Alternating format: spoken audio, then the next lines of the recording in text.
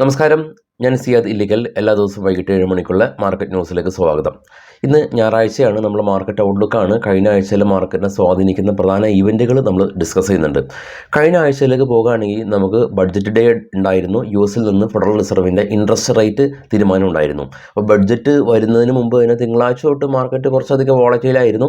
എന്നാൽ ബഡ്ജറ്റ് ഡേയിൽ ഒന്നും സംഭവിച്ചില്ല. പക്ഷേ അതിൻ്റെ എല്ലാ മുതലും പലിശയും എല്ലാം ചേർത്ത് വെള്ളിയാഴ്ച ദിവസം മാർക്കറ്റ് അതീവ രീതിയിൽ വോളറ്റൈലായിരുന്നു.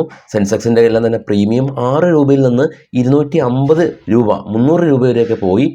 അപ്പോൾ ഓപ്ഷൻ ട്രേഡൊക്കെ ചെയ്യുന്ന ആളുകളുടെയൊക്കെ കംപ്ലീറ്റ് ക്യാപിറ്റൽ വൈപ്പ് ഔട്ട് ചെയ്യപ്പെടാൻ ഇത്തരത്തിലുള്ള ഹൈ വോളറ്റിലിറ്റി കാരണമാകും. അതുകൊണ്ട് തന്നെ വളരെയധികം സൂക്ഷിച്ച് ട്രേഡ് ചെയ്യുക. ഇനിയും നമ്മുടെ ഇലക്ഷൻ വരാനിരിക്കുന്നുണ്ട്. അതുവരെ മാർക്കറ്റ് ഈ രീതിയിലൊക്കെ വോളറ്റിലിറ്റി ഉണ്ടാകും.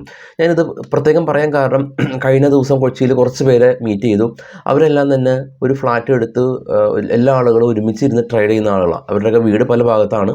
അപ്പോൾ മാർക്കറ്റിൽ നിന്നുള്ള ഇൻകം അതൊരു മെയിൻ സോഴ്സ് ഓഫ് ഇൻകമായിട്ട് കണക്കാക്കുന്ന ആളുകളുടെ എണ്ണം വളരെയധികം കൂടി.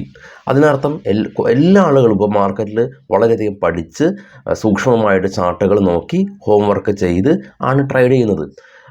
അപ്പോൾ നമ്മളും അതുപോലെ മാർക്കറ്റിലെ പാർട്ടിസിപ്പേറ്റ്സ് എല്ലാം തന്നെ ഇപ്പോൾ വളരെയധികം സ്മാർട്ടായതുകൊണ്ട് മാർക്കറ്റ് ഇപ്പോൾ അൺപ്രഡിക്റ്റബിൾ ആയിട്ടുണ്ട്. ഒട്ടും ഈസിയല്ല മാർക്കറ്റിൽ ഇപ്പോൾ ട്രേഡ് ചെയ്യാൻ. അതല്ലെങ്കിൽ മാർക്കറ്റിൽ നിന്ന് സുസ്ഥിരമായിട്ടുള്ള ഒരു വരുമാനം കിട്ടുക എന്നുള്ളത് വളരെ ടഫാണ്. ഇത് ഞാനിപ്പോൾ കൺസിഡർ ചെയ്യുന്നത് ലോകത്തിലെ ഏറ്റവും ഡിഫിക്കൽട്ടായിട്ടുള്ളൊരു ജോബാണ് ട്രേഡിങ്. മറ്റുള്ള ട്രാവൽ ഫ്രീഡം എല്ലാം തന്നെ നമുക്ക് നൽകുന്നുണ്ട്. പക്ഷേ ഇവിടെ അറിവില്ലാതെ ട്രേഡ് ചെയ്ത കാശ് പോകും എന്നുള്ളത് സുനിശ്ചിതമാണ്. വളരെയധികം പേഷ്യൻ്റോട് കൂടിയിട്ട് സിസ്റ്റമാറ്റിക്കായിട്ട് നമ്മൾ ട്രേഡിങ്ങിനെ അപ്രോച്ച് ചെയ്യണം. കാരണം ഇതിൽ പങ്കെടുക്കുന്ന പാർട്ടിസിപ്പൻസ് ഇപ്പോൾ വളരെയധികം സ്മാർട്ടായിട്ടുണ്ട്. എല്ലാ ആളുകളും പഠിച്ച് എല്ലാ ആളുകളും ടൈം എടുത്ത് ആണ് ഇപ്പോൾ മാർക്കറ്റിൽ പാർട്ടിസിപ്പേറ്റ് ചെയ്യുന്നത്. അപ്പോൾ ന്യൂസ് തുടങ്ങുന്നതിന് മുമ്പ് ജസ്റ്റ് ഒന്ന് ഡിസ്കസ് ചെയ്തെന്നുള്ളൂ. കാരണം മാർക്കറ്റ് നാളെ റാലി ചെയ്യുമ്പോൾ ഈ സ്റ്റോക്ക് പറക്കുമോ അങ്ങനെയുള്ള ചോദ്യങ്ങൾക്കൊന്നും പ്രസക്തിയില്ല. അതെല്ലാം തന്നെ നമ്മളുടെ ഹോംവർക്കാണ്. നാളെ മാർക്കറ്റ് റാലി ചെയ്യുമെന്നോ ഇന്ന് നമുക്ക് അങ്ങനെ പറയാൻ സാധിക്കും. നിഫ്റ്റിനെ അറിയാവുന്ന ആളുകൾ ഒരിക്കലും ആ ഒരു ചോദ്യം ചോദിക്കുകയില്ല. അതല്ലെങ്കിൽ നമ്മുടെ മാർക്കറ്റ് ക്ലോസ് ചെയ്തതിന് ശേഷം ഏതൊക്കെ യൂറോപ്യൻ ഏതൊക്കെ US മാർക്കറ്റുകൾ ട്രേഡ് ചെയ്യാനുണ്ട് എന്ന് അറിയുന്ന ആളുകൾ ആ ഒരു ചോദ്യം ചോദിക്കില്ല. അപ്പോൾ ആ ചോദ്യം ചോദിക്കുന്നത് ആളുകൾ സ്റ്റിൽ അത് അറിയില്ലാത്ത ആളുകളാണ്. അപ്പോൾ അത് പഠിക്കുക. നമ്മുടെ മാർക്കറ്റ് ക്ലോസ് ചെയ്താലും പിക്ചർ അബീബി ബാക്കി എന്ന് പറയും പോലെ തന്നെ ഗ്ലോബൽ മാർക്കറ്റ് ട്രേഡ് ചെയ്യുന്നുണ്ട്. അതിനനുസരിച്ച് നിഫ്റ്റി ട്രേഡ് ചെയ്യുന്നുണ്ട്. അതിൻ്റെ എല്ലാം തന്നെ റിസൾട്ടാണ് നമുക്ക് നെക്സ്റ്റ് ഡേ വരുന്നത്. നമുക്കത് ഇന്നും ഒരിക്കലും പ്രവചിക്കാനായിട്ട് പറ്റില്ല എന്നുള്ളതാണ്. അപ്പോൾ കുറച്ചും കൂടി എല്ലാ ആളുകളും നമ്മളെ വ്യൂവേഴ്സ് എല്ലാം തന്നെ കൂടുതൽ എഫേർട്ട് ഇട്ട് മാർക്കറ്റിൽ ഒരു സ്ഥിരമായിട്ട് ഒരു മെയിൻ സോഴ്സ് ഓഫ് ഇൻകമായിട്ട് ഇന്നല്ലെങ്കിൽ നാളെ മാറത്തക്ക വിധം നമ്മളുടെ അറിവ് ഉയർത്തുക. നമുക്ക് നിഫ്റ്റിയിലേക്ക് കടക്കാം. മാർക്കറ്റ് റീക്യാപ്പിലേക്ക് കടക്കാം.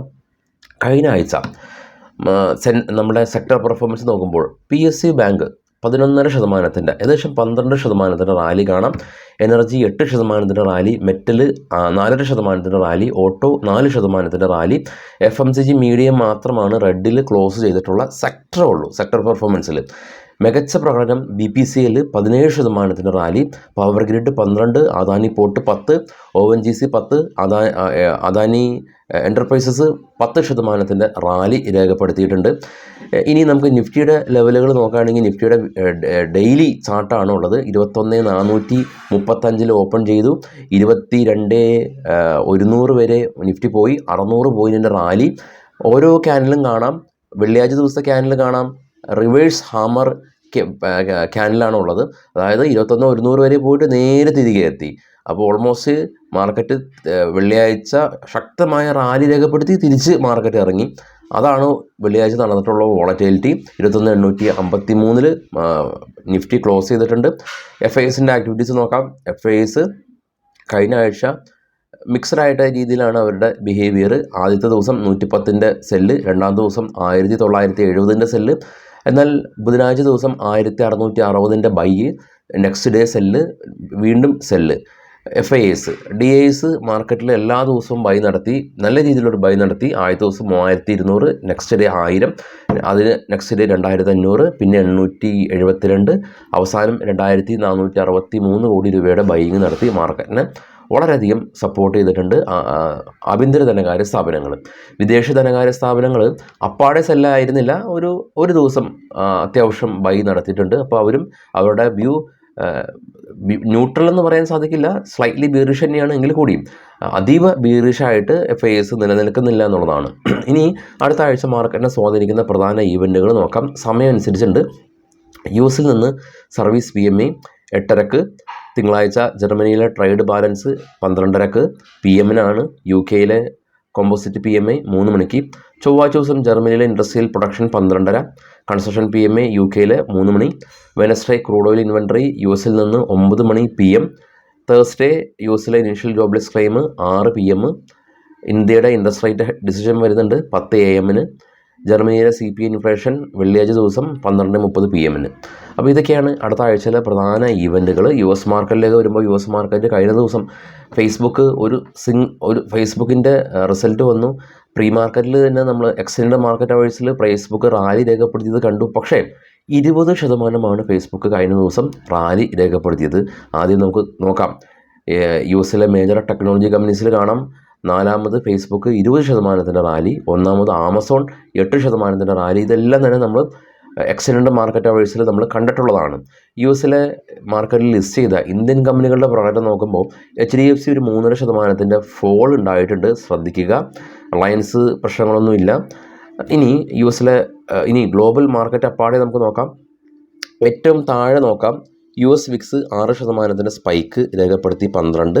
നാസ്ഡാക്ക് കാണാം. ഫേസ്ബുക്കും ആമസോണിൻ്റെ എല്ലാം തന്നെ ശക്തമായ റാലി കാരണം 267 പോയിൻറ്റിൽ. ഡോ ഫ്യൂച്ചർ പ്ലസ് ആണ്. ഇന്ത്യ VIX നമ്മൾ കണ്ടു. അതിന് മുകളിലേക്കുള്ളതെല്ലാം തന്നെ യൂറോപ്യൻ മാർക്കറ്റാണ്. പോസിറ്റീവിൽ ക്ലോസിംഗ് നടത്തിയിട്ടുണ്ട്. ജർമ്മൻ UK ഫ്രാൻസ് മാർക്കറ്റ് എല്ലാം തന്നെ പോസിറ്റീവിൽ ക്ലോസിംഗ് നടത്തിയിട്ടുണ്ട്. ഏറ്റവും ടോപ്പ് നോക്കാം. ഗോൾഡ് $15 per ounce എന്ന നിലയിലാണ് ഗോൾഡിൻ്റെ ഇപ്പം നിൽപ്പ്. ഇനി നമുക്ക് ഇന്ത്യൻ മാർക്കറ്റിലുള്ള സ്റ്റോക്കുകളുടെ ന്യൂസിലേക്ക് കിടക്കാം. അപ്പോൾ ഗ്ലോബൽ മാർക്കറ്റ് നമ്മൾ കണ്ടു. അടുത്ത ആഴ്ചയിലെ ഈവൻറ്റുകൾ എല്ലാം തന്നെ നമ്മൾ കണ്ടു. ഇതിൽ ഇന്ത്യയുടെ ഇൻട്രസ്റ്റ് റേറ്റ് ഡിസിഷൻ ഉണ്ട് കേട്ടോ. അത് വളരെയധികം കീനായിട്ട് വാച്ച് ചെയ്യുക. കൂടാതെ തന്നെ US ക്രൂഡ് ഓയിൽ ഇൻവെൻട്രീസ് അതെല്ലാം തന്നെ ഈ ഇമ്പോർട്ടൻസ് ലെവൽ ഹൈ ആയിട്ടുള്ള ഈവൻറ്റുകളാണ് ഉള്ളത്. ഓരോ ദിവസം പൊസിഷൻസ് എല്ലാം തന്നെ ഹോൾഡ് ചെയ്യണോ വേണ്ടിയോ എന്നുള്ള തീരുമാനം ഈ ഈവൻറ്റുകൾ നിങ്ങൾ അനലൈസ് ചെയ്തതിന് ശേഷം എടുക്കാൻ ശ്രമിക്കുക. ന്യൂസിലേക്ക് കിടക്കാം. ആദ്യമായിട്ട് SBIയുടെ റിസൾട്ടാണ്. നമ്മുടെ രാജ്യത്തിലെ ഏറ്റവും വലിയ പൊതുമേഖലാ ബാങ്കാണ് SBI. ബാങ്ക് നിഫ്റ്റിയിൽ ഏകദേശം ഒരു 12% വെയിറ്റേജ് ഉള്ള, ഫിനാൻഷ്യൽ നിഫ്റ്റിയിൽ സമാനമായ രീതിയിൽ വെയിറ്റേജ് ഉള്ള SBIയുടെ റിസൾട്ട് ഇന്ത്യൻ മാർക്കറ്റ് മുഴുവൻ കാത്തിരിക്കുന്ന ഒരു റിസൾട്ടായിരുന്നു. റിസൾട്ട് വന്നു. നെറ്റ് പ്രോഫിറ്റ് 35% ഫോൾ ഉണ്ടായിട്ടുണ്ട്. മേ ബി ഇത് കാരണമാകാം HDFC US കഴിഞ്ഞ ദിവസത്തിൻ്റെ ഒരു ഫോള് 3.5% ഫോൾ ഉണ്ടാക്കിയിട്ടുള്ളത്. വിൻഫോൾ ടാക്സ്, ക്രൂഡ് ഓയിലിൻ്റെ windfall tax Indian government increase ചെയ്തിട്ടുണ്ട്. പെർ ടണ്ണിന് 3200 രൂപ. ക്രൂഡ് കമ്പനീസ് എല്ലാം തന്നെ ശ്രദ്ധിക്കുക. Paytm കഴിഞ്ഞ 2 ദിവസം കൊണ്ട് Paytm 40% ഇടിവാണ് രേഖപ്പെടുത്തിയിട്ടുള്ളത്. പുതിയ കസ്റ്റമേഴ്സിനെ ഓൺബോർഡ് ചെയ്യുന്നത് വിലക്കിയിട്ടുണ്ട്. സ്റ്റിൽ വളരെയധികം പ്രശ്നങ്ങൾ കമ്പനി ഇനി തരണം ചെയ്യേണ്ടതായിട്ടുണ്ട്. ഇപ്പോൾ റവന്യൂ സെക്രട്ടറി സഞ്ജയ് മൽഹോത്ര പറഞ്ഞിരിക്കുന്നത് ഏതെങ്കിലും രീതിയിലുള്ള മണി ലോണ്ടറിങ് ഉണ്ട് എങ്കിൽ അത് അന്വേഷിക്കുമെന്നും പറഞ്ഞിട്ടുണ്ട്. പക്ഷേ Paytm പ്രവർത്തനങ്ങളൊക്കെ തുടരുന്നുണ്ട്. ഇവരുടെ UPI UPI ആപ്പുകളെല്ലാം തന്നെ സ്റ്റിൽ വർക്കിംഗ് ആണ്. ടാറ്റ മോട്ടോഴ്സ് റിസൾട്ട് കഴിഞ്ഞ ദിവസം വന്ന കമ്പനിയാണ്. മികച്ച റിസൾട്ടായിരുന്നു. നെറ്റ് പ്രോഫിറ്റ് ഉയർന്നു. 138% ഉയർച്ച രേഖപ്പെടുത്തിയിട്ടുണ്ട്.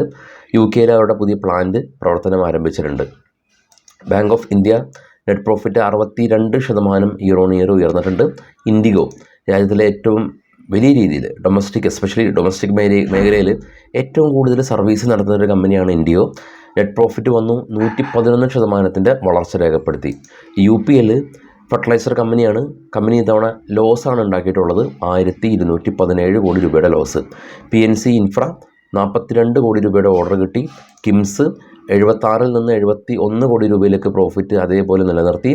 ആഫിൽ 69 നിന്ന് 76 കോടി രൂപയിലേക്ക് പ്രോഫിറ്റ് ഉയർത്തി. സംഘം ഇന്ത്യ 18 കോടി രൂപയിൽ നിന്ന് 4 കോടി രൂപയിലേക്ക് പ്രോഫിറ്റ് കുറഞ്ഞു. സർദ എനർജി 130 നിന്ന് 117 പ്രോഫിറ്റ് സ്ലൈറ്റ്ലി കുറഞ്ഞു. ക്ലീൻ സയൻസ് എനർജി 83 കോടി രൂപയിൽ നിന്ന് 62 കോടി രൂപയിലേക്ക് പ്രോഫിറ്റ് കുറഞ്ഞിട്ടുണ്ട്. സ്റ്റോക്ക് കമ്പനി 2 രൂപയുടെ ഡിവിഡൻഡ് പ്രഖ്യാപിച്ചു. റിലയൻസ് പവർ അനിൽ അംബാനിയുടെ കമ്പനിയാണ് റിലയൻസ് പവർ. അദ്ദേഹത്തിൻ്റെ കമ്പനി കഴിഞ്ഞ തവണ 290 കോടി രൂപയുടെ ലോസ് ഉണ്ടാക്കിയ കമ്പനി ഈ തവണ 1136 കോടി രൂപയുടെ ലോസ് വർദ്ധിപ്പിച്ചിട്ടുണ്ട്. അപ്പോൾ ഇത് തന്നെ ഒരു ഉദാഹരണമായിട്ട് എടുത്താൽ മതി. നമ്മളുടെ സറോദനെ നമ്മൾ കാണേണ്ടത് ഒരു ബിസിനസ്സായിട്ടാണ്. നമ്മൾക്ക് എത്ര റിട്ടേൺ ജനറേറ്റ് ചെയ്യാൻ പറ്റിയിട്ടുണ്ട്, അതിപ്പോൾ സിങ് ആയാലും ഡിവിഡൻ്റ് ആയാലും FNO ഇൻകം ആയാലും എല്ലാം കൂടി ചേർത്തിട്ട് നമുക്ക് കണ്ടു ഇത്ര വലിയ കമ്പനീസ് എല്ലാം തന്നെ ലോസൊക്കെയാണ് ഉണ്ടാക്കുന്നത്. നമ്മൾ ഇയർലി ഒരു 15 മുതൽ 20% വരെയുള്ള റിട്ടേൺ ഓൺ ഇൻവെസ്റ്റ്മെൻറ്റ്, ടോട്ടൽ ഇൻവെസ്റ്റ്മെൻറ്റിൻ്റെ 20% റിട്ടേൺ എന്ന് പറയുന്നത് വളരെയധികം മികച്ച റിട്ടേൺ ആണ്. അത് തന്നെ ഒരു മാസം വേണമെന്ന് ഷാർട്ടിൻ പിടിക്കുമ്പോഴാണ് പ്രശ്നങ്ങളുടെ തുടക്കം. എനിവേ അതിലേക്കൊന്നും നമ്മൾ പോകുന്നില്ല. ഐഷർ മോട്ടേഴ്സ് സ്മോൾ കൊമേഴ്ഷ്യൽ വെഹിക്കിൾസിൻ്റെ എല്ലാം തന്നെ പ്രൊഡക്ഷൻ ആരംഭിച്ചു. അതിൽ ഗുജറാത്തിലെ ഇവരുടെ പ്ലാന്റിൻ്റെ എക്സ്പാൻഡ് ചെയ്തിട്ടുണ്ട്.